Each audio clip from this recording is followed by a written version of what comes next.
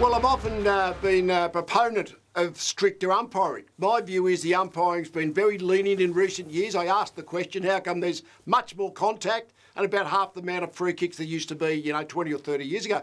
Well, yesterday I went into the MCG and Jimmy was there as well. We watched Hawthorn and the Crows. There was 16 free kicks in the first quarter. I thought, this is interesting. You might do the mathematics. That's about 64. There ended up being 50 free kicks. Now, that is a lot. We know the free kicks will go up, maybe 10 because of the holding the ball adjudication. But 50 was a big number. And what it means is you have, you have not have 50 free kicks, but you only have 40 free kicks, half the time or a lot of the time, that will end up in a ball up. In other words, you play a holding the ball, but you don't play a ball up. And I think that helps the free-flowing football. No doubt about it. When the umpire is prepared to have the courage to blow the whistle, I mean, it was mostly for holding the balls, about 16 of those, but there was also 34 that were in the backs, high tackles. I thought the umpires on the day were prepared to blow the whistle. And it was an example for me that I believed for a long time that more free kicks means less stoppages, less ball-ups, less congestion, more free-flowing football. So congratulations to the 4 umpires there yesterday for the courage to blow the whistle when there's a free kick. We love that, and we want more of it, contrary to what a lot of people say. I agree with you completely, Leigh. Steve McBurney, the umpiring boss, was on SEN yesterday morning, and he was discussing the holding the ball interpretation. Let's have a listen to what he had to say, and also look at some examples of the umpires blowing the whistle more this weekend. So far so good from an umpiring perspective, but also I think, Jared, from a game perspective, we're very comfortable and we think they've embraced the new rule without affecting the other parts of the game, and we're very comfortable with what we've seen so far in the 2 games.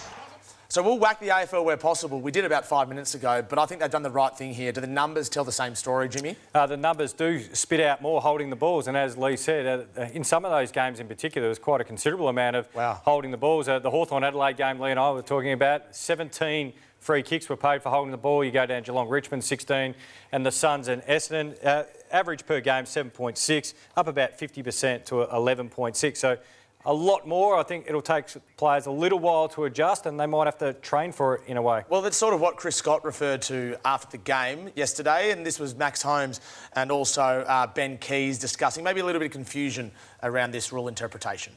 So it's fundamentally changed the way that you play around the ball.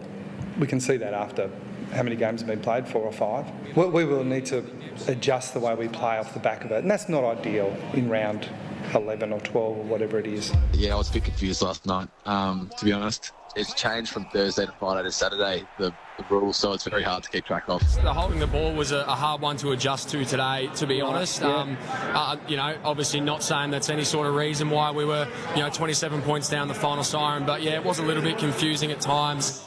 So despite what those players said there, and Chris Scott, Leigh, it just occurred to me that a consequence of this rule interpretation change is that players are now more likely to get rid of the ball more quickly, which again frees the Sharon, as Jared Healy likes to say.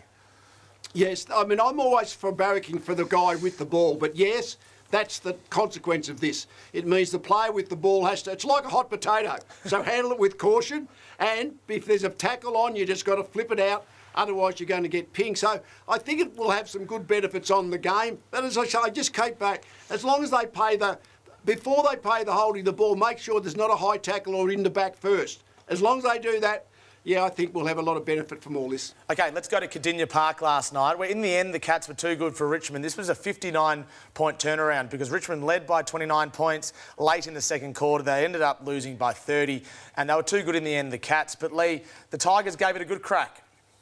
They were. Their pressure rankings were outstanding early. I mean, you could tell that by just the numbers, but just your eyes. Every time a Geelong player got the ball, they were attacked virtually by sort of like a pack of tigers, and but they couldn't sustain it. As soon as the pressure rankings reversed, then if the pressure rankings are the same, then the best team will probably win. But once they got the pressure rankings up, better than Richmond in the second half, well, Geelong then sort of turned around the 30-point deficit and won by 30 points. So, and a lot of their good young players were the ones that actually contribute to that. So I think that's always a good news. Well, some of those good young players, and it's probably the bonus for Adam Uze, he's getting a lesson in every single player on his list at the moment. And unfortunate news today, again, my Kelty Lafau has gone down with an ACL. But that player there, McAuliffe, I love his ball use. He looks a natural footballer. He's got a good little sidestep. Seth Campbell, I really enjoy watching. And Brown, who's actually, his dad played at Geelong, beautiful ball user off half-back. So they've actually got some skillful,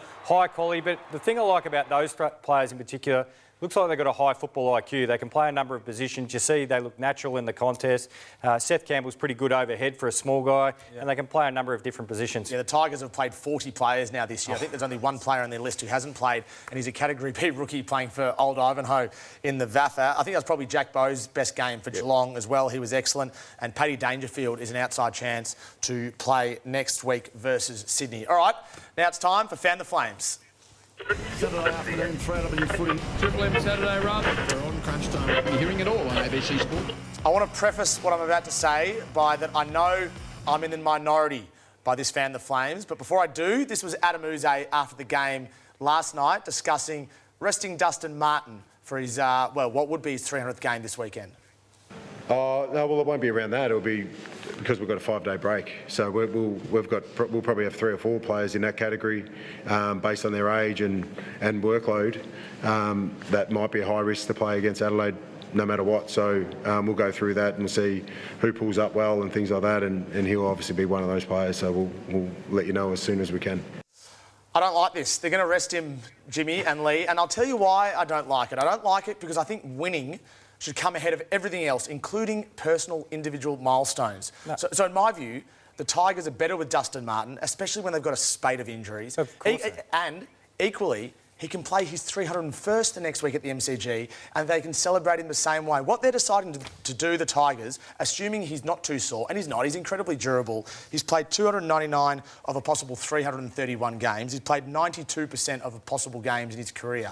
What they're deciding to do is prioritise an individual milestone, which is unbelievable, over playing their best team.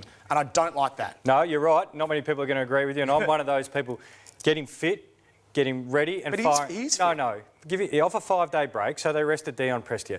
They've got injuries coming out of their ears. So you want to run the risk of losing Dustin Martin this week. So you stick to the plan. He has his 300th game. He's fully fit and firing, and we celebrate Dustin Martin the way he should be celebrated, running across the top of the ground at the MCG, hopefully kicking 4 or 5 goals. Every Richmond fan celebrating, clapping, going, thanks for the 3 Norm Smiths, thanks for the premierships. You can do that anyway. No, he's actually said the plan. Of course they're saying that. If this was his 297th this week, he'd be going to Adelaide. No, he wouldn't. They are doing it to hold him for his milestone, Leigh. It's a team game. Please come with me. Not many others will. Well, they're 1 win, 11 losses, so they're not going to play finals. So each week, one individual game doesn't mean that much. And I would think it'd be good, to be honest. If the 5-day break gives you the reason, it's short break, to actually let him play his 300th game at the MCG, I think that'd be lovely. All right. That's agreeing with me. I think that's 2-1, but I'm not changing my mind.